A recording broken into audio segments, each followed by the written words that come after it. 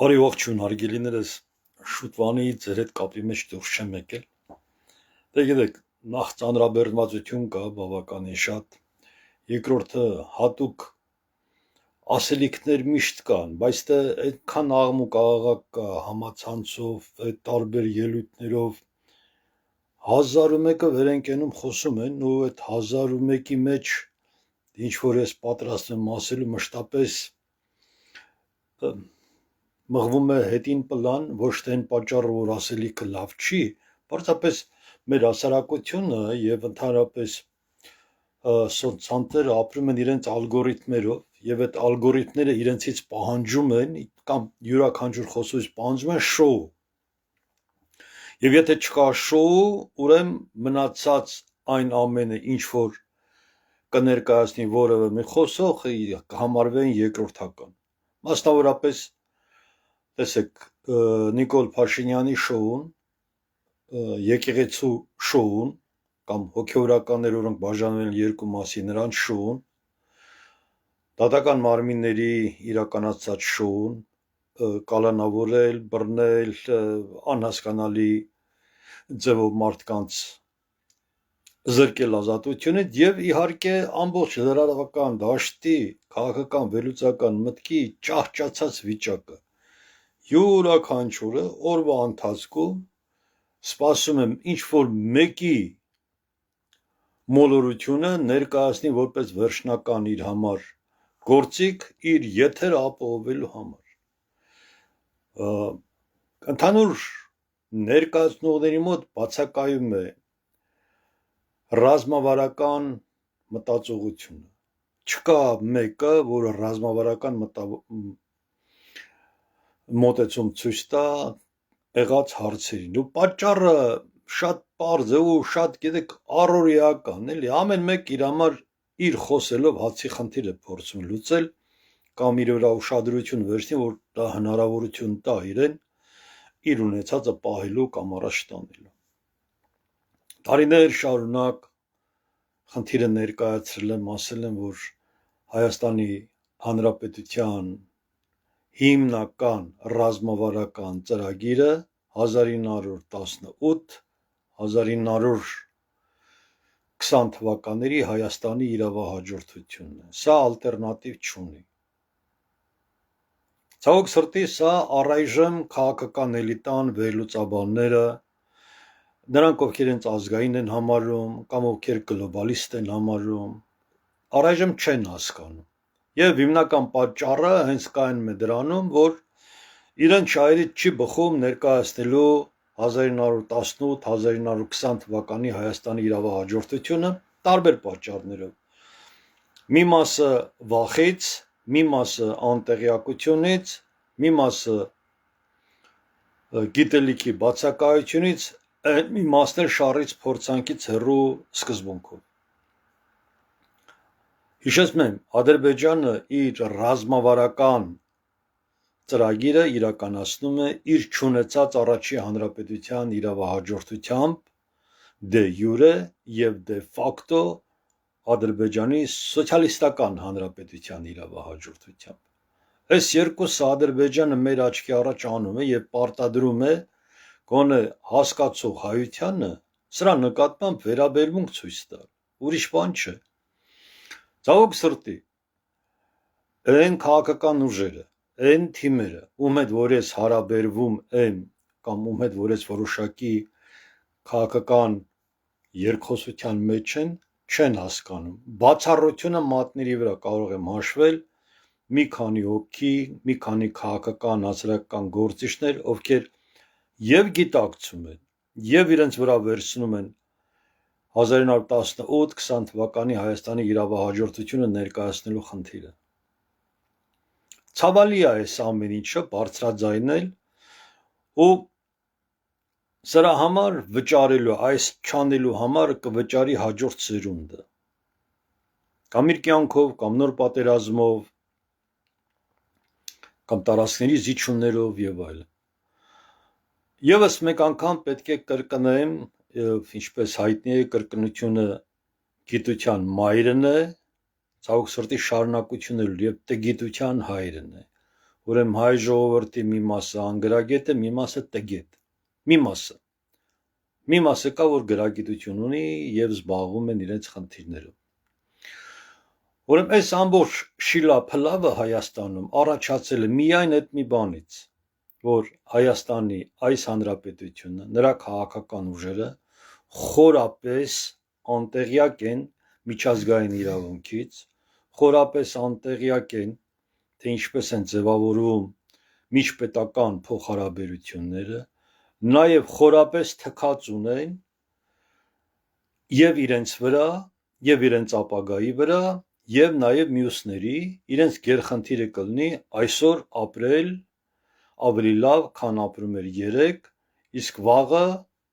կմտածի վաղվա օրվա ձևաչափով։ Հիմա ամբողջ հայությունը, տեսեք, չեմ ուզում կտորներով խնդիրը ներկայացնել, բայց ստիպված պետք է ասեմ, ուրեմն կա անվտանգություն եւ արտաքին քաղաքական անորոշություններ Հայաստանում։ Նրանք, ովքեր երկար ժամանակ իրենց համարում են ռուսապաշտներ կամ ռուսոֆիլներ, նրանք իրենց անելիքը չգիտեն։ Նրանք, ովքեր իրենց համարում էին արևմտամետներ, նրանք էլ իրենց անունը չգիտեն, անելիքը չգիտեն։ Հիմա այդ երկու ուժը կռվում են իրար հետ, մեղադրելով, թե իրենցից որ մեկն է ավելի թուրքամետ կամ թուրքահպատակ։ Եվ զարմանալին միայն կայանում է նրանում, որ այս կողմերը, ովքեր որ մեղադրում են Ռուսաստանին, համարելով, որ նրանք տարածել են բոլշևիզմը Հայաստանում, օկուպացրել են Հայաստանը, այս մասսան չի ֆայմում, գոնե չի հասկանում, որ ինքը պետք է գնա 1918-20 թվականի իրավահաջորդությանը, քանի որ իրենք մերժում են բոլշևիզմը կամ ռուսիզմն են մերժում։ Սրանք արևմտամետների մասին է խոսքը։ Իսկ այն ուժերը, ովքեր որ ենթադրյալ ռուսամետ էին, նրանց խելքին էլ չի հասնում, որ Հայաստանի Հանրապետության իրավահաջորդությունը պետք է կառուցել ԽՍՀՄ-ի կառուցման շրջանակներում, որտեղ Հայաստանը մտել է ԽՍՀՄ-ի կազմի մեջ 31,000 քառակուսի կիլոմետրով։ Այս ազգային ողբերգությունը իրենք են գեներացնում եւ այս ամբողջը, ովքեր որ դուք գիտեք, առանց անուններ տալու, բոլորը միասին ապահովում են Նիկոլ Փաշինյանի վերարտադրությունը, համաձայնվելով նրա կողմից առաջադրած թեզին, Հայաստանը 29,743 քառակուսի կիլոմետր։ Հիմա ես հարցս ուղղում եմ բոլոր նրանց, ովքեր լսում են հիմա, եւ նրանք, ովքեր հետագայում կլսեն։ Բա դուք չեք ասում, որ Հայաստանի Հանրապետությունը չի եղել 29,743, եթե ԽՍՀՄ-ի Հայաստանի մասին ենք խոսում։ Այդ Հայաստանը եղել է 31,000 քառակուսի կիլոմետր։ Լավ, եթե դուք չեք վախենում եք, չեք կարողանում բարձրաձայնել, գոնե օգտվեք իրավական ձևակերպումներից։ Իրավական ձևակերպումներով խոսելու ժամանակ ձեզ ոչ մեկը չի մեղադրի, պարզապես առանց անունները տալու հայտարարեք, որ Հայաստանի խորհրդային հանրապետությունը 1922 թվականի դեկտեմբերի 31-ի իր համաձայնությունն է հայտնել եւ մասնակցել է ԽՍՀՄ-ի ձևավորման եւ այդ ժամանակ Հայաստանի խորհրդային սոցիալիստական հանրապետությունը միացել է սովետական միությանը կազմավորման process-ին իր տարածքներով, իր շարժական, անշարժ գույքով, հողով եւ այլն։ Եվ դա 31,000 քառակուսի կիլոմետր էր։ Հիմա սա ինչ դժվար ասելը։ Այ քաղաքական գործիչներ, այդ կուսակցություններին, ես խոսքս ուղղում եմ կուսակցության ղեկավարներին, նրանց, ովքեր լուսաբանում են կուսակցությունների աշխատանքը, այն բլոգերները, ովքեր որ ափալ-թափալ խոսում են, ովքեր մի բան կգտնեն, որ մի բան ասեն, բայց դուք ընդհանրապես չեք ուզում հասկանալ, որ միջազգային իրավունքը դե յուրե, դե ֆակտո աշխատել է Քրիստոսի ծնունդից մինչև հիմա, Ինչի եմ ասում Քրիստոսի ծնունդից, որտեղ նրանից առաջ էր աշխատում, ուղղակի նրանից առաջ թե ով հավես ունի հայությունից գնա այդքան ընդեղ ուսումնասիրի։ Ում է պետք։ Այնտեղ Քրիստոսից առաջ մի լավ թեմա կա։ Գեցեն մեր հեթանոս աստվածները ու խաբարել չեն, թե հեթանոս աստվածները ընդհանրապես ով են։ Բայց այդտեղ կայֆ է, ասենք Քրիստոսի տեսքով ասել, որ հեթանոս աստվածներ լինենք, բայց այս վիճակում կլինեինք, այս տրամաբանությունը, իսկ Քրիստոսի տեսքով բոլոր պետությունները կառուցվում են իրավունքով դե յուրե եւ դե ֆակտո։ Ադրբեջանը նորից ասեմ, որ Ադրբեջանը գիտակցում է, որ իր պետությունը դե յուրե իր 1918-20 թվականի չեղած, միջազգային իրավունքով չճանաչված, մերժված Ադրբեջանի իրավահաջորդն է, դե ֆակտո խորհրդային Ադրբեջանի իրավահաջորդն է, որին ինքն է մերժել։ Բայց քանը դուք չեք հասկանում, ում խոսեցնում ես, ասում եմ, ես ծրագիր եմ գրել, սահմանադրություն եմ գրել, գիրք եմ գրել, արդեն փրկել եմ, վաղը պատրաստ եմ փրկելու, իշխանությունը 2 օր տվեք, տեսեք 3-րդ օրն ինչ եմ անելու։ Այ ժողովուրդ, որ դուք այդքան խելոք եք, այդ 2-3 նախադասությունը ձեզանից ինչի չեմ լսում։ Որն է պատճառը։ Հիմա այս շիլաշփոթ աշխարհակահաղական շիլաշփոթը, որ Հայաստանում առաջացրել է, սրա հեղինակը Նիկոլը չի, մենակ։ Ինքս այո, ինքը թիվ 1 մեղավորն է, բայց ոչ միակը։ Դուք մասնակից եք այս process-ին։ Իրենց ազգայնական համարած ուժերը, ովքեր իրենց ազգայնական համար, դուք որևէ մեկի բերանից լսել եք, որ ինքը հստակ ռազմավարական ծրագիր ներկայացնի ու խոսի լուծումների մասին։ Ումը լսում ես, ասում անդերքը ժողովրդին, ինձ թվում է թե Լենին պապիկին շրջանցելու համար մի քանի կարևոր նախադասություններ պետք է սովորեն ու դա ասեն, օրինակ հողը գյուղացուն, գործարանը բանվորին, իշխանությունը ժողովրդին, այս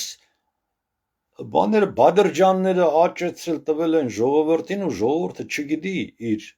ասելիքը։ Չկա նման բան։ Ուրեմն ինչքան էլ իշխանությունը լինի թույլ ու վատ, տեսեք, Ադրբեջանը չի հարձակվում ոչ թե նրա համար, որ ինքը սրբության սրբոց է համարում միջազգային իրավունքը, գլխին կտան, չեն թույլ տա, որտեղ այդ խաղի կանոններն Ադրբեջանը չի սահմանել, սահմանել են հզորները, եւ այդ հզորները համաձայնվել են Ադրբեջանի հետ, որ Ադրբեջանը իր առաջի հանրապետության դե յուրե իրավահաջորդն է եւ դե ֆակտո խորհրդային Հայաստան։ Հիմա այն մարդիկ Ադրբեջանին տվել են այդ լույսը։ Հայաստանի իշխանությունները իրենց պահում են ամեն դեպքում դպրոցը չավարտած, 2-րդ դասարանում 5 անգամ մնացած երեխեքի պես, 2-րդ դասարանում։ Միջազգային իրավագիտությունը պարզապես անցել է իրենց կողքով, իրենք դրա մեջ չեն։ Կրկնեմ, եթե Ադրբեջանը իր 1918-20 թվականի հանրապետության իրավահաջորդն է, ապա Հայաստանի հանրապետությունը պետք է դա իրականացնի եւ այն քաղաքական թիմերը, ովքեր որ հիմա դուրս են գալիս քաղաքական պայքարի, առանց անուններ տալու, իրենք դա պետք է ասեն, եթե դա չեն ասում, իրենք սպասարկում են Հայաստանի վարչապետ Նիկոլ Փաշինյանին, ամեն մեկն իր ձևով,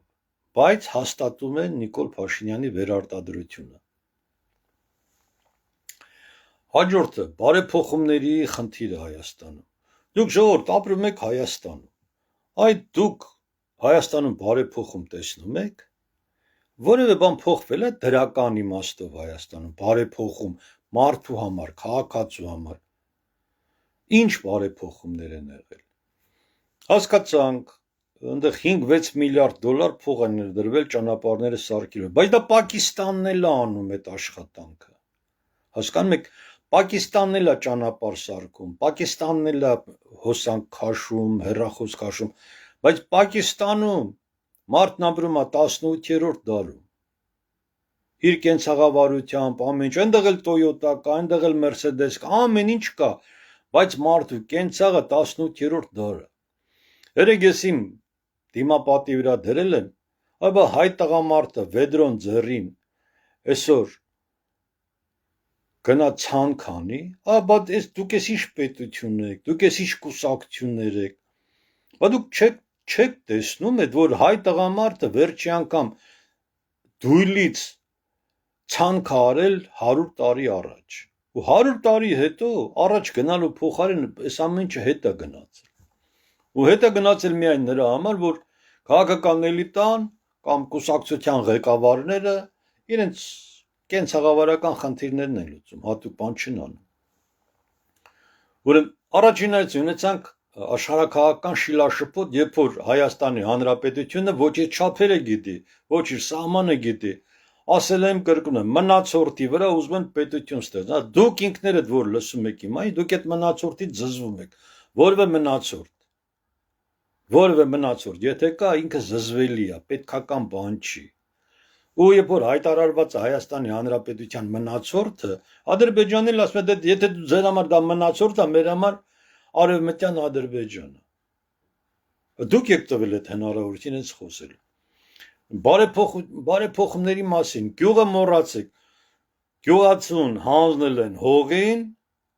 ու դրանով ավարտվել է։ Այսօր գյուղացին արժեք չունի Հայաստանում։ Որևէ արժեք չունի, ով էլ որ իրեն պահում է, իրենցից ամեն մեկը մի հատ Ալեքսանդր Մակեդոնացի է այսօր Հայաստանում, բայց դա պետության հետ կապ չունի, ոչ էլ կուսակցական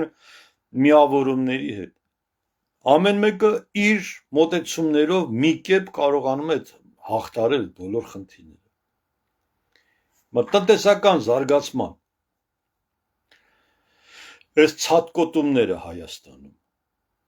ահավոր Երևանի ահավոր այդ շինարարությունը, ում է պետք, այդ ում համար եք սարքում այդ Երևան, այսինքն որ կենտրոնացնեք Երևանում, ամբողջ աշխարհը գնում է ապա կենտրոնացման, Հայաստանում գնում են կենտրոնացման։ Այս տնտեսական ցատկոտումներն ինչ է տալու ձեզ, ոչ մի բան չկա դրա մեջ, երկարաժամկետ ծրագրեր Հայաստանում չկան,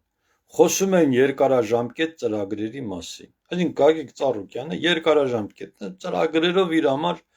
իր չափանիշներով երկարաժամկետ ծրագրերով աշխատում է։ Լավ, վատ այդ իր գործն ինքը անհատ է։ Եվ այդ անհատ բիզնեսմեններն ամեն մեկն իզ է, բայց պետությունը որպես պետություն ծրագիր չունի, այն ինչ որ Նիկոլ Փաշինյանն ասում մենք միջև առաջի 100 տարվա ծրագիր 50 տարվա, ինքը թղթի վրա գրած ոչ մի բան չկա։ Կա լոլոյա գիտություն, այդ լոլոյա գիտությունն ումն է պետք։ Պետության ծրագիրը կազմում է հիմքերով, հիմքը Ալմատայի հռչակագիրը չի կարող լինել, Ալմատայի հռչակագրի վրա կառուցված ցանկացած մի երևույթ ինքը պետք է մոտ ապագայում քանդվի։ Այդպես է իրականությունը։ Խոշոր ներքին բևեռացումները, ֆինանսական բևեռացում, աղքատության բևեռացում, քաղաքական բևեռացում, անվտանգության բևեռացում, այդ կառատելնի օրգանների, պատժիչ օրգանների բևեռացում, այս ամեն ինչը հանգեցրել է, որ սովորական շարքային քաղաքացին իր տնից մինչև գնա խանութ, մի 6 սեկտորներով պետք է անցնի, Նիկոլի սեկտորը, ազգայինի սեկտորը, կուսակցական սեկտորը, հարևանի սեկտորը, հողագանի սեկտորը, ոստիկանի սեկտորը, հո ձեր ձեռքես շարքային քաղաքացին կրակը չի ընկել։ Այս շարքային քաղաքացին երկու ականջ ունի, երկու աչք։ Մեղքը չէ շարքային քաղաքացի, բայց նրա համար բան մտածող չկա, այս բևեռացումները շարքային քաղաքացուն ինչ են տալիս։ Որևէ ձևով օգնում են նրան հաղթահարելու այդ խնդիրը, շարքային քաղաքացու երեխեքն են գնում սահմանի վրա, կռվում, երկիրը պահում, տաքսին քշում, հացը բերում, նրանք են անում, նրանց համար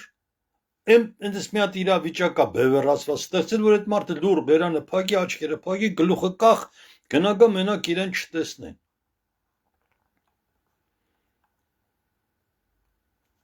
Խոսում է երկրի մասին, նրա եղած խնդիրների մասին, բայց ճգնաժամային կառավարումը ոնց է անցկացվելու։ Երկրում Մատների վրա 4-5 մարդ, որ հասկանում ինչ է ճգնաժամային կառավարում եւ իրենց բնակավայրերում այդ ճգնաժամային կառավարման մոդելով ապրում են։ Անունները չեմ տալիս, որ այդ մարդկանց չխանգարեն։ Տեսանելի է, չէ՞ մարդիկ ոնց են ստեղծում։ Ես այդ անունները չեմ տալիս։ Հատուկ չեմ տալիս, որ իրենց չխանգարեն։ Իրենք ճգնաժամային կառավարման մոդելով են ապրում 24 ժամ։ Հզորացնում են, պահում են, վերականգնում են եւ այլն։ Պետությունը չի մտածում ճգնաժամային կառավարման մասին։ Երբ որ դու թոշակառուին առաջարկում ես գնա բիզնեսով զբաղվի 70 տարեկան, հետո Գերմանիայում ապրող 70 տարեկանը չի, երեք տարին է դուրս ենք եկել քաղաքում են գալիս, մի հատ կին եկավ, ասեց ես 90 տարեկան եմ արդեն, ասեց 5 տարի առաջ եմ իմ հաղորդական իրավունքը ստացել, ասեց ես քշում եմ, ոչ մի պրոբլեմ էլ չունեմ։ Այդ Հայաստանի 70 տարեկաններին մի հատ նայեք էլի, մի հատ նրանց տեսքը նայեք։ Հայաստանի 70 տարեկանը Գերմանիայի 120 տարեկանին է նման։ Իսկ Գերմանիայի 93 տարեկանը Հայաստանի չափանիշներ չկա, որ ասես որ չափանիշով է նման։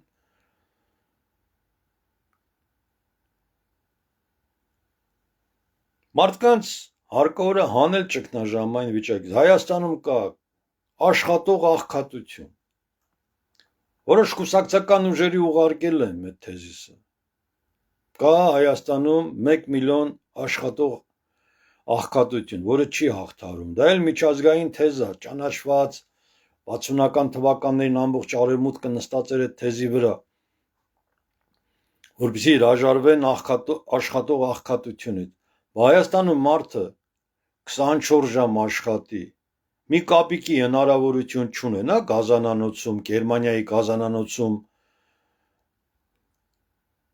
բնակվող կապիկի հնարավորություն չունենա, ասենք օրական 2 կիլո բանան ուտի։ Հասկանում եք, այս ամեն ինչը տեսնելով, այս ամեն ինչը գնահատելով մի եզրակացության եմ գալիս, ցավալի է, բայց պետք է ասեմ, որ Հայաստանում չկա, ցավոք սրտի հիմա էլ տեսանելի չի մեկը, ով խոսի այն կետերի մասին, ինչ որ ասում եմ։ Այստեղ մի բաժակ ջրի մեջ փոթորիկ անելու մասին չեմ էլ խոսում։ Դրանք թեմա չեն փոխում Հայաստանում։ 15 հատ մարտահրավեր ուղարկեմ Նիկոլ Փաշինյանին բանավիճելու, Ռոբերտ Քոչարյանին բանավիճելու, ասենք Ռոմի պապի հետ բանավիճելու, մի քիչ էլ որ բանս կորցնեմ, չափի զգացումս կորցնեմ, մի հատ էլ Պուտինին գրավիրեմ բանակցելու։ Այդտեղ չի կարելի։ Ինչ է տալիս դա։ Ազգայինները ուր են, կամ որ իրենց ասում են ազգային որտեղ են։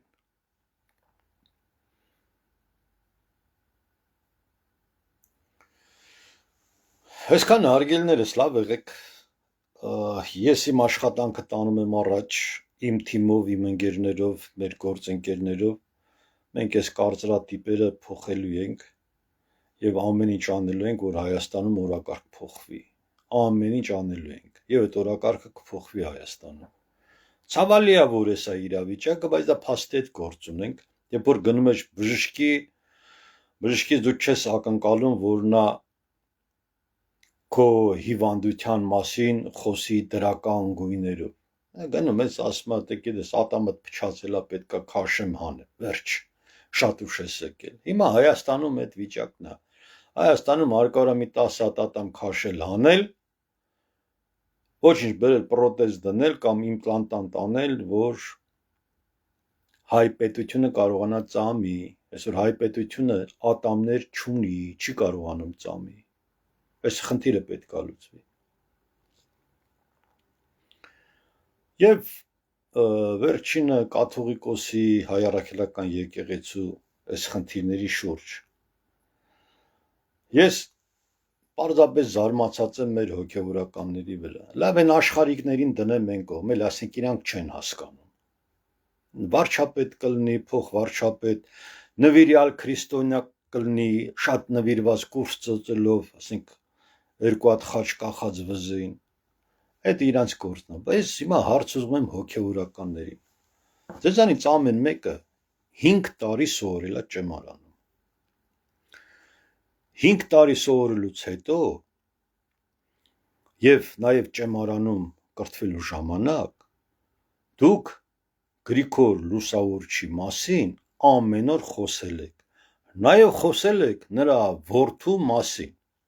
եւ դստեր մասին Գրիգոր Լուսավորչի։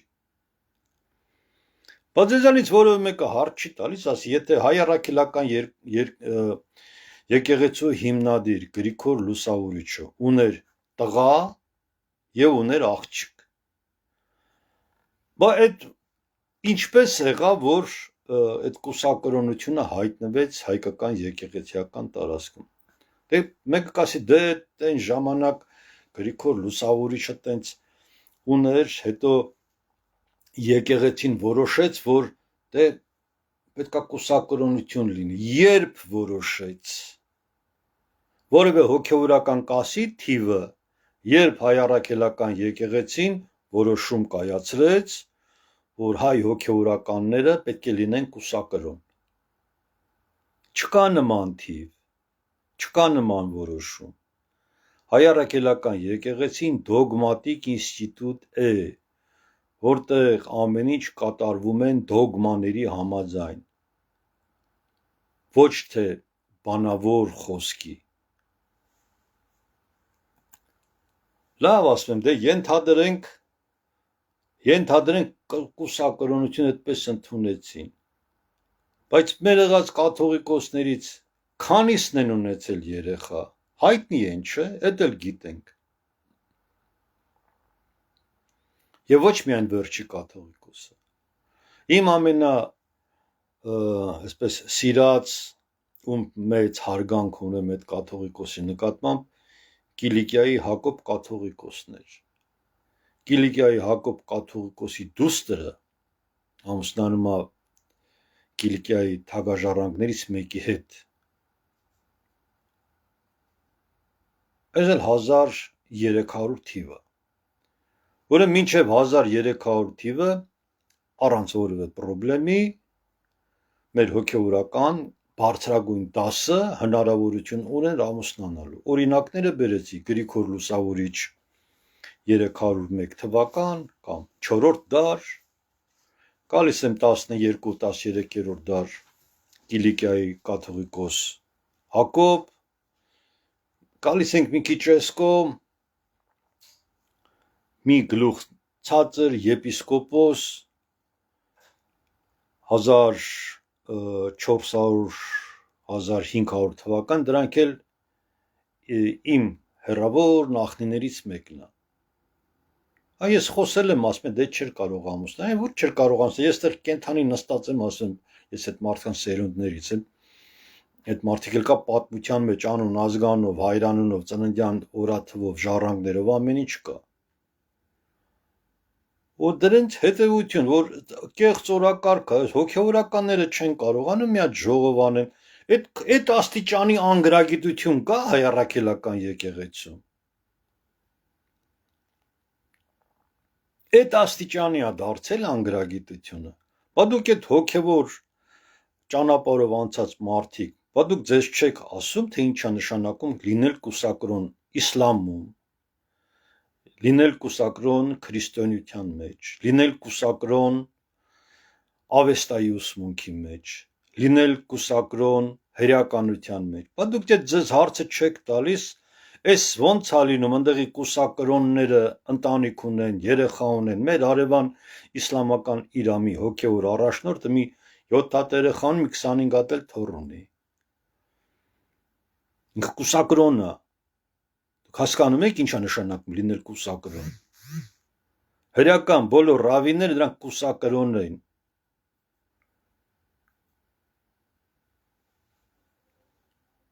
Ավեստայի մեջ բոլոր մոգերը կամ քրմերը կուսակրոն էին։ Եվ դրա համար Գրիգոր Լուսավորչը նույնպես կուսակրոներ, պայծոներ, երեխաներ։